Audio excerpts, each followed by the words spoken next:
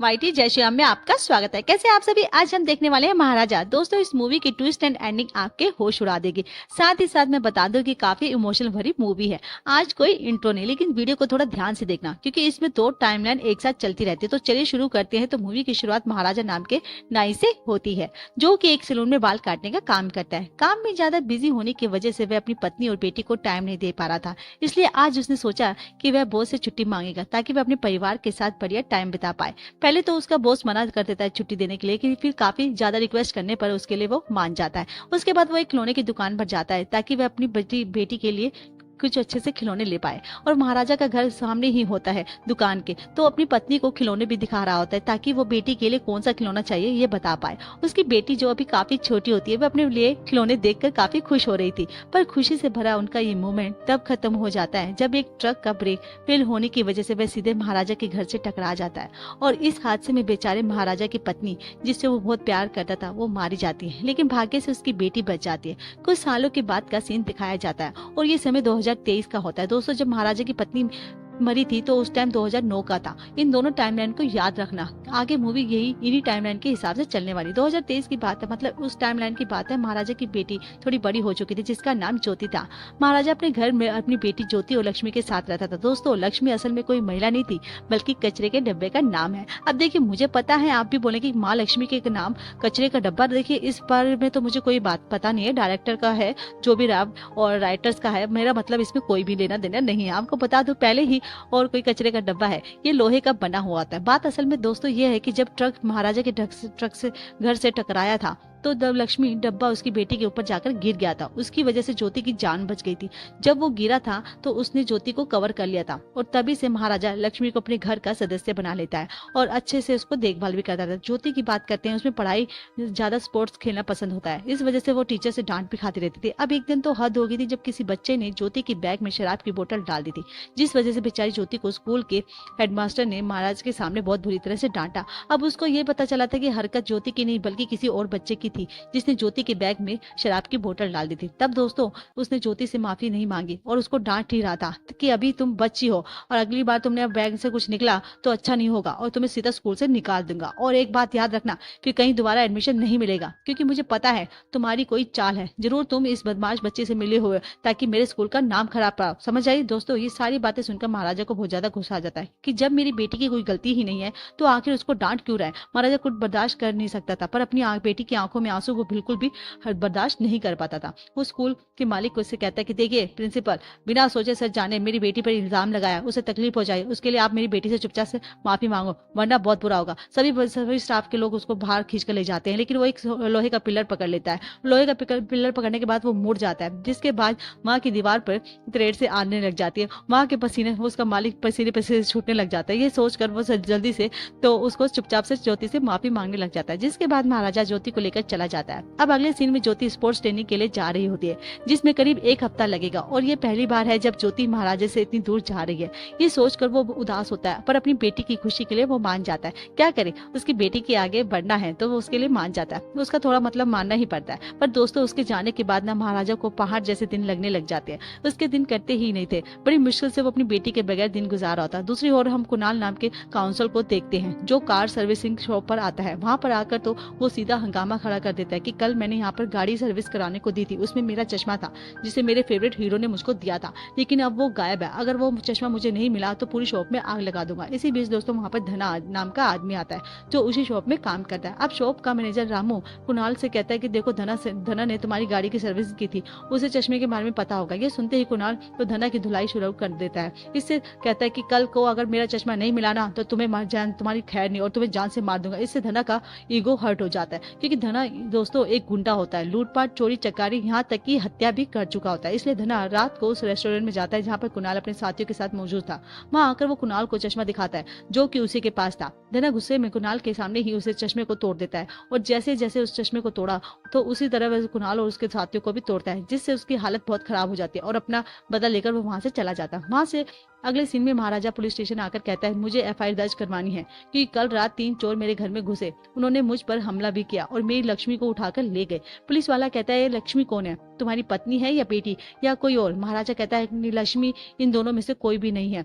Police वाला कह रहा है कि तुम पैसे के बारे में बात कर रहे होगे शायद, क्योंकि लक्ष्मी तो पैसा ही होता है। महाराजा कहता है नहीं सर, मैं पैसे के बारे में बात नहीं कर रहा। आप दोस्तों ये सुनकर पुलिस वाले को गुस्सा आ जाता है। वो चिल्लाते हुए महाराजा से कहता है कि अगर लक्ष्मी तुम्हारी पत्नी नहीं है, बेटी नहीं है, पैसा नहीं है, तो आखिर लक्ष्मी है कौन? तब महाराजा कहता है कि लक्ष्मी मेरे घर के कचरे का डब्बा है जिसका नाम मैंने लक्ष्मी रखा है, और मैंने ये नाम उसका इसलिए रखा है क्योंकि उस डब्बे ने मेरी बेटी की जान बचाई थी। मेरी बेटी कुछ दिनों के लिए ट्रेनिंग पे गई है, वापस आएगी तो मुझे लक्ष्मी के बारे में पूछेगी, मैं उसको क्या जवाब दूंगा, इसलिए आप प्लीज मेरी लक्ष्मी को ढूंढिए। ये सुनकर पुलिस वाला कहता है कि अबे गधे, ये कोई मेंटल हॉस्पिटल नहीं है जो तू कचरे के डब्बे की एफआईआर दर्ज करवाने यहाँ पर आ गया है, फिर निकल यहाँ से। लेकिन ये महाराजा यहाँ जाने को तैयार नहीं होता। दोस्तों कहते हैं ना, मैं लक्ष्मी को ढूंढे बगैर यहाँ से नहीं जाऊंगा। बाप तो बाप ही होता है। सारे पुलिस वाले उसे भगाने की कोशिश करते हैं, लेकिन वो स्कूल की तरह यहाँ भी लोहे को स्टैंड को इस तरह से पकड़ लेता है कि जब तक वो गिरता नहीं है वो छोड़ता नहीं है उसे, और इस तरह से पुलिस वाले उसे भगाने में बिल्कुल असफल रहते हैं। और दूसरी ओर हम एक पुलिस ऑफिसर अरुण को देखते हैं। वो एक चोर को पकड़कर परिवार के घर पर लाया होता है ताकि वो चोर यहाँ पर प्रैक्टिकल करके दिखा पाए कि उसने घर से कैसे सोने की चोरी की।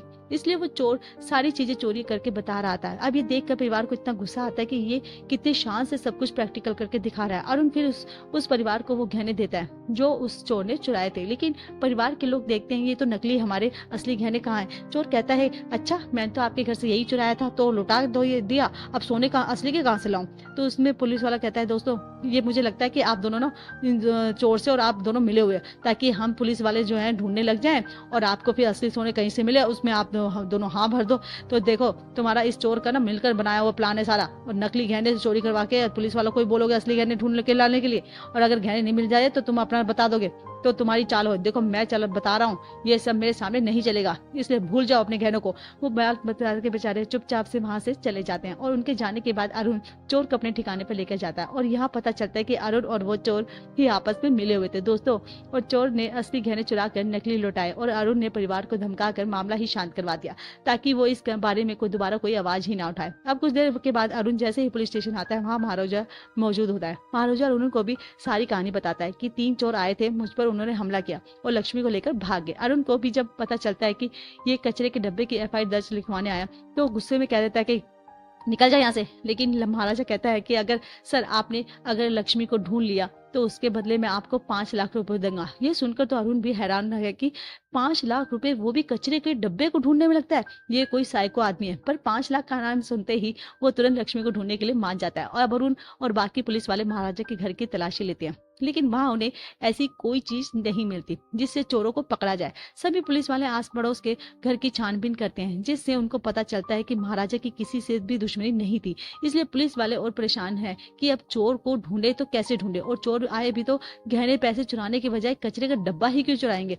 उन्होंने बड़ा कंफ्यूज कर देने वाला केस है दोस्तों। ये चलिए अगले सीन में 2009 का समय आता है, जहां पर सिल्वर नाम का गुंडा अपने साथी सबरी के साथ चोरी के इरादे से घर में घुसता है। सेल्वम और सबरी दोस्तों अक्सर ऐसे ही घर में की तलाश में रहते हैं जहां चोरी करना आसान हो, क्योंकि वहां से चोरी करने के बाद गड़बड़ होने पर वो घर वालों को भी मारते थे ताकि किसी को पता ना चले। लेकिन आज जिस घर में सेल्वम और सबरी आए हुए थे, वहां पर घर के गहने लूटने के बाद घर में रह रही महिला उसकी बेटी को बंदी बना रहे थे, क्योंकि सेल्वम जब घर पर आए थे ना, तो हाथापाई में महिला के ने एल्बम का मास्क निकाल दिया था, जिससे महिला ने एल्बम को देख लिया था, और यही वजह थी कि सेल्वम अब उस महिला और उसकी बेटी को मारना चाहता था। लेकिन वह पुलिस वालों को उनके बारे में कुछ ना बता पाता, इसलिए मारने के बाद वह सबरी बेचारी महिला की बेटी के साथ दुष्कर्म भी करता है। और उसके बाद वो अब सेल्वम घर से बाहर आकर गैस का सिलेंडर खोल देता है, जिससे घर में होता है ब्लास्ट, और इस ब्लास्ट में महिला और उसकी बेटी मारे जाते हैं। अब ऐसा गंदा काम करने के बाद सेल्वम अपने घर आता है, जहाँ वो अपनी पत्नी और बेटी अम्मू के साथ रहता है, एंड वो अपनी बेटी से भी बहुत प्यार करता है, लेकिन दूसरों की बेटी के साथ गलत करता था। देखो उसको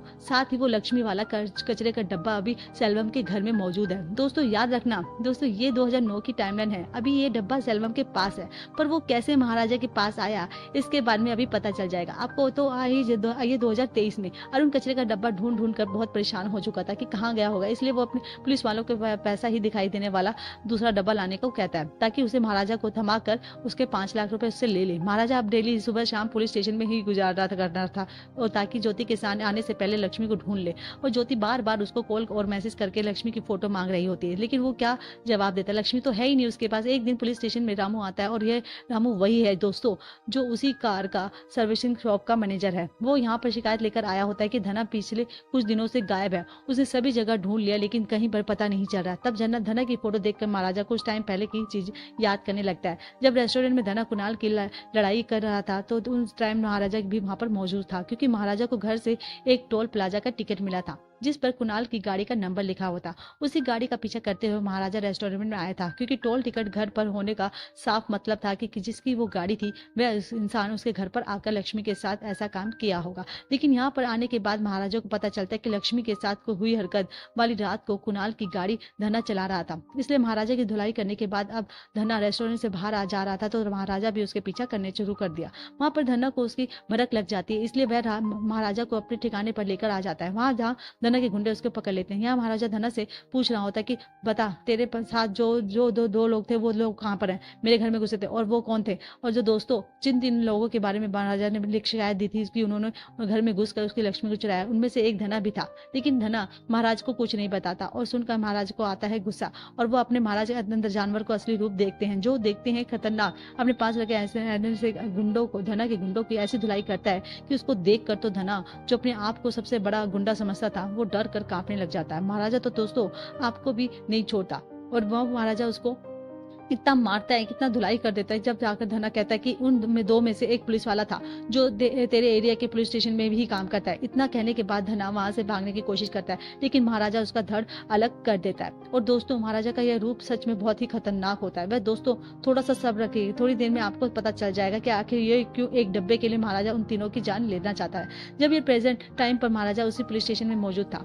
और तो यहाँ पर आपको बता दूं कि लक्ष्मी की चोरी का केस कराना तो एक सिर्फ बहाना था। असल मकसद महाराजा का था वह जेल में रहकर उस दूसरे इंसान का पता लगा सके जिसके साथ धना उसके घर में घुसा था। उस पुलिस वाले की एक निशानी भी थी कि उसकी पीठ पर एक बहुत ही बड़ा ट्यूमर था और उसे बचपन से ही पुलिस एक स्टेशन में महाराजा जब भी किसी पुलिस वाले को देखता उसकी पीठ को छूने की कोशिश करता ताकि वो ट्यूमर का महसूस कर पाए, जिससे कि पता चल पाए कि इंसान धना का साथी है या नहीं।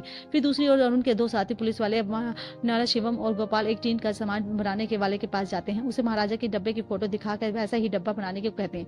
इस पर दुकान वाला मान जाता है और वहीं 2009 में आ जाइए। थोड़ा सलमा गहनों की दुकान पर अपनी पत्नी और बेटी के साथ आता है क्योंकि 2 दिन बाद उसकी बेटी का जन्मदिन है जिससे वो 3 साल की हो जाएगी। उसके लिए वो लॉकेट लेने के लिए आया था। उसकी बेटी को एक लॉकेट पसंद भी आता है जिसमें फ्रंट प्रिंट बना हुआ था एंड वो लॉकेट काफी महंगा भी था। लेकिन सेल्वम दूसरे के चुराए हुए पैसों से इतना महंगा लॉकेट ले लेता है, आराम से खरीद लेता है, जिसके उसके बारे में उसकी पत्नी और बेटी बिल्कुल अनजान होते हैं। अब देखते देखते सेल्वम की बेटी के जन्मदिन वाला दिन आ जाता है। सेल्वम इसलिए शेविंग करवाने सैलून में आता है और पता चलता है दोस्तों वही सैलून था जिसमें महाराजा काम करता था। याद होगा कि उसको पत्नी के बर्थडे से पहले महाराजा नाई का काम करता था, उसी में सैलम आया हुआ था। तब ट्रिमर की बैटरी खत्म होने पर महाराजा ने नई बैटरी लेने चला जाता है। उसके जाने के बाद सबरी सेल्वम को फोन करके कहता है कि आज का अखबार पढ़ा है, अखबार की मेन हेडलाइन हमारे बारे में ही है, हम किस तरह से चोरी का अंजाम देते हैं, सारी डिटेल लिखी हुई है अखबार में, पुलिस कभी अभी हमारे तक ना पहुंच सकती। ये सुनकर सेल्वी हैरान हो जाता है कि शायद क्या पता हमारे पास पहुंच जाए। वो सबरी से कहता है कि ये किसी और के बारे में होगा। इतने में वहां पर महाराज आता है और महाराज वो सोचता है कि महाराज ने कहीं हमारी बातें सुन तो नहीं, और वो घबरा जाता है कि महाराज कहीं सुन के किसी और को बता तो नहीं देगा। वो इतना घबरा जाता है कि जाकर उसको बताता है कि महाराज उनसे सुन लिया होगा तो हमारा क्या होगा, उस पुलिस को जाकर बता देगा, तो इससे पहले वो बताए उसको मार डालो। तभी सेल्वम को पता चलता है कि उसने वह लॉकेट कहीं गिरा दिया जो आज वो अपनी बेटी को देने वाला था कहीं लोगों, क्योंकि दोस्तों वो लॉकेट महाराजा के सैलून में छूट गया था। इसलिए महाराजा डिसाइड करता है कि वो ये लॉकेट सेल्वम को देकर आएगा। बेचारे ने तो सेल्वम की कोई बात ही नहीं सुनी थी, लेकिन तो इत्तेफाक से देखो जैसे ही लॉकेट लेकर सेल्वम के घर पर आता है उसी टाइम पुलिस वाले सेल्वम और सबरी को पकड़ने वहां पर पहुंच जाते हैं। ये देखकर सेल्वम को यकीन हो जाता है कि मेरा शक सही निकला, इस महाराज ने पुलिस वालों को हमारे बारे में बताया होगा, जबकि असल में तो बेचारा महाराजा तो वो लॉकेट वापस करने आया था। वहां पर आते ही पुलिस वाले सेल्वम और सब्र का पकड़ कर लेकर जाने लगते हैं। तभी सबरी गन निकाल कर पुलिस वालों को दिखाने लग जाता है ताकि वो उसे सेल्वम को जाने दे, लेकिन पुलिस वाले उसे वहीं पर शूट करके मार डालते हैं। दोस्तों सेल्वम की पत्नी पुलिस वालों से कहती है कि आखिर मेरे पति को क्यों लेकर जा रहे हैं, उन्होंने ऐसा क्या किया है। जिस पर पुलिस वालों को कहता है कि तुम्हें नहीं मालूम, तुम्हारा पति चोर है, घरों में घुसकर चोरी करता है, वहां पर वहां की महिलाओं के साथ गलत काम करके उनको मार डालता है। ये सुनकर तो सेल्वम की पत्नी के पैरों तले जमीन खिसक जाती है कि जिसे वो अपना पति परमेश्वर मानती थी वो इतना जालिम इंसान निकला। वो पुलिस वालों से कहती कि ले जाओ इसको और इसे कभी भी मेरे सामने मत लाना, इसके साथ ऐसा ही होना चाहिए। लेकिन जब पुलिस वाले इस एल्बम को लेकर जा रहे होते हैं तभी जब महाराजा के आंखों में गुस्सा साफ दिखते हैं। दोस्तों ऐसा लग रहा था कि वो जेल से बाहर आने के बाद सबसे पहले महाराजा को मारेगा। अब 2023 में बिल्कुल लक्ष्मी जैसा डिब्बा मिल चुका था। इनको अब और बारी थी 3 ऐसे बंदों को ढूंढने की जो ये कबूल कर दे कि हाँ हमने यही डब्बा वो महाराज के घर से चुराया था। अर्जुन को पैसे बंदे तो नहीं मिलते, लेकिन इसलिए हाँ वो पैसे देकर मन्ना और शिवम को 5,000 का ऑफर करता है चोरी की एक्टिंग करने के लिए। बाकी 2 चोर के बारे में कह देता है कि वो शहर छोड़कर भाग गए। इसलिए अरुण महाराजा को फोन लगाकर फिर से एक बार पूरी कहानी बताने को कहता है कि कैसे वो 3 लोग उसके घर में घुसे थे ताकि उसकी कहानी के हिसाब से नला शिवम एक्टिंग कर पाए। और इस बार जब वो कहानी बताता है तो दोस्तों हमें वो सीन भी दिखाया जाता है कि उस रात हुआ क्या था। असल में उस दिन हुआ ये था कि महाराजा सैलून गया हुआ था और उस दिन उसकी बेटी ट्रेनिंग से घर वापस आने वाली थी, इसलिए सैलून बंद करके महाराजा ज्योति के लिए जूते लेने चला गया। उसके आने से पहले ज्योति घर पहुंच चुकी थी। घर के अंदर आते वहां उसे उसके पिता नहीं मिले थे। हाँ घर में 3 लोग जरूर मौजूद थे जो ज्योति की आंख पर पट्टी बांधकर उसे मारना शुरू कर देते हैं। और ये 3 लोग कोई और नहीं बल्कि धना, नला, शिवम और सेल्वम ही थे, क्योंकि सेल्वम 2003 में जेल से आजाद हो चुका था। दोस्तों अब बाहर आते ही उसने धना और नला शिवम को अपनी टीम में शामिल कर दिया था ताकि वह महाराजा को सबक सिखा पाए। इसलिए वो लोग घर में घुस आए थे और यहाँ पर आने के बाद उन्हें महाराजा तो नहीं मिला, लेकिन ज्योति उन्हें मिल जाती है। वो दुर्भाग्य से उसी समय घर पर पहुंची थी। जब ये दरिंदा महाराजा के घर आने का इंतजार कर रहे थे तब नला शिवम कहता है कि अब तो हमें ज्योति को भी मारना होगा, तो क्यों ना पहले हम इसके साथ थोड़ी मस्ती की जाए। इस पर सेल्वम उसे परमिशन दे देता है। इसलिए नला शिवम बेचारी ज्योति के साथ दुष्कर्म करता है। उसके बाद धना भी ज्योति के साथ वही काम करता है और फिर सेल्वम उन दोनों से कह देता है कि चलो यहाँ से अब हमें महाराजा को मारने की जरूरत नहीं है, क्योंकि वो सबसे ज्यादा प्यार ज्योति से करता था ना। अब काम हो गया। उसकी ऐसी हालत को देखकर वह खुद ही तड़प कर मर जाएगा। दोस्तों मैं आपको बता दूं कि महाराजा ने पुलिस वालों को उस रात के सारे बारे में कुछ बताया था, लेकिन उस पर हमला हो गया इसकी बेटी पर। वो चीजें सबको नहीं बताई थी बल्कि ज्योति के साथ हुई थी। ये बातें हमें अभी ये पता चलती है कि इसलिए महाराजा ने धना की जान ली। और जहां उसे एक पुलिस वाले के बारे में पता चलता है कि वो उन तीनों के में से एक था, इसलिए महाराजा लक्ष्मी का झूठा केस लेकर पुलिस स्टेशन आया था ताकि वहां पुलिस वालों को उलझाकर दूसरे अपराधी का पता लगा पाए, जबकि लक्ष्मी चोरी हुई ही नहीं थी। महाराजा ने पुलिस को सच्चाई इसलिए नहीं बताई क्योंकि वो नहीं चाहता था कि वो तीनों जेल में सड़े, बल्कि वो खुद अपने हाथों से उन तीनों की जान लेना चाहता था। अब फोन महाराजा की बात सुनकर नला शिवम घबरा जाता है कि ये तो महाराजा है जिसकी बेटी के साथ हमने गलत काम किया था। और दोस्तों इसलिए वो अरुण से कह देता है कि नहीं ये तो नाटक कर रहा है, फिर मुझे एक्टिंग करनी आती है। फिर वहां पर आकर कहता है कि हाँ हमने तुम्हारे वो चुराए थे। फिर जैसे ही वो गले लगता है वो पहचान जाता है कि वो यही आदमी है और वो अपनी बेटी को पहचान जाता है। बेटी ने बताया था कि उसकी आंख पे पट्टी है, बस उसके कमर पे मैंने हाथ लगाया था, ट्यूमर जैसा था, कुछ दिख रहा था, इसलिए वो उसको पहचान जाता है। और इसी वजह से वो उसको भी वहां पर चीजें जान चुका था। इसके तुम्हारी बेटी के साथ क्या, तुम्हारे बारे में थोड़ी बहुत जानकारी निकालने पर ही मुझे सब कुछ पता चल गया था कि तुम पुलिस स्टेशन क्यों आए हो। आखिर इसलिए मैंने नल्ला शिवम को ही नाटक करने पर उकसाया ताकि उसे तुम्हारे पास लेकर आऊं। इसने ज्योति के साथ जो भी किया वह काफी माफी के लायक नहीं था और जो भी इसने किया वो उसकी सजा उनको मिलनी चाहिए। तुम इनकी जान ले लो, चिंता मत करो, मैंने तीसरे आदमी का भी पता लगा लिया है। यह सुनकर महाराजा बड़ा खुश हो जाता है और उसी की चाकू की मदद से पूरा गुस्सा नाना शिवम पर उतार कर उसकी जान लेता है। अब महाराजा वहां से अरुण की बताई हुई जगह पर जाता है जहाँ उसे तीसरा आदमी मिलेगा। उसी बहाने वहां पर सेल्वम को देखता है, तो जैसे ही सेल्वम को देखता है तंग रह जाता है कि तीसरा आदमी सेल्वम ही था। साथ ही सेल्वम भी महाराजा को देखकर कहता है मुझे पता था तुम यहाँ पर जरूर आओगे, तेरी वजह से मैंने जेल गया, अपनी पत्नी और बेटी को खो दिया। जेल में रहते हुए मुझे पता चला कि उनकी एक दुर्घटना में जान चलेगी। बोल अब उसकी भरपाई कौन करेगा। मैंने जो तेरी बेटी के साथ किया वो कुछ भी नहीं था, मुझे तो उसके साथ और भी बुरा करना चाहिए था। शुक्र मना कि उसको जिंदा छोड़ दिया, लेकिन वो छोड़ तुझे जिंदा नहीं छोड़ूंगा।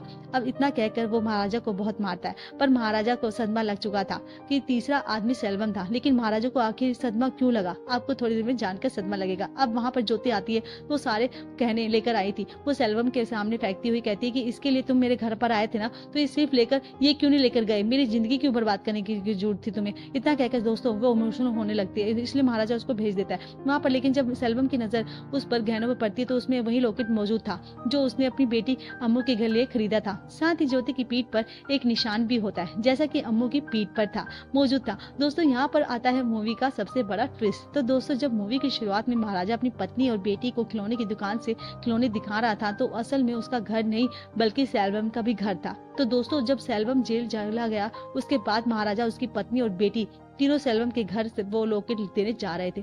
तभी भी एक ट्रक बीच में आ गया था और इस दुर्घटना में महाराज की बेटी और पत्नी के साथ सेल्वम की पत्नी भी मर गई थी। लेकिन उसी लक्ष्मी डब्बे ने सेल्वम की बेटी अम्मू की जान बचा ली थी। इसी वजह से दोस्तों पहले वो सेल्वम के घर था डब्बा, अब अम्मू के को बचाने के महाराज ने उस डब्बे को लक्ष्मी नाम दे दिया था और साथ साथ उसको अपने साथ भी रख लेता। तभी से महाराज सेल्वम की बेटी को अपनी बेटी की तरह पाल रहा था। यानी दोस्तों जो कुछ सेल्वम ने अपने महाराज की बेटी के साथ किया वो असल में महाराज की नहीं बल्कि सेल्वम की ही बेटी थी। ये जानकर महाराजा को सदमा लग गया था। दोस्तों सेल्वम ने अपनी बेटी के साथ ऐसा क्या काम किया। सेल्वम जब ये जान जाता है ना उसके होश उड़ जाते हैं। ये उसे यकीन नहीं होता कि उसने ये सब कर दिया एंड ये ऐसा दर्द था जिसके लिए वो कभी भूल नहीं पाएगा। दोस्तों ये काफी इमोशनल भरा सीन था वैसे मूवी में, लेकिन इन लफ्जों में बताना शायद थोड़ा पॉसिबल नहीं था।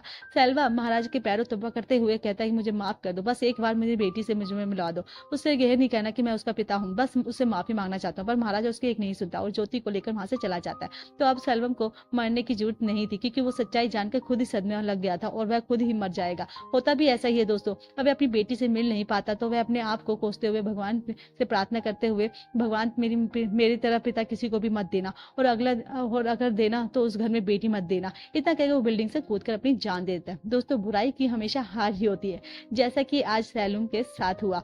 उसे अपने पापों का फल इस दुनिया में तो मिल ही पड़ जाने के बाद भी मिलेगा और उसी तरह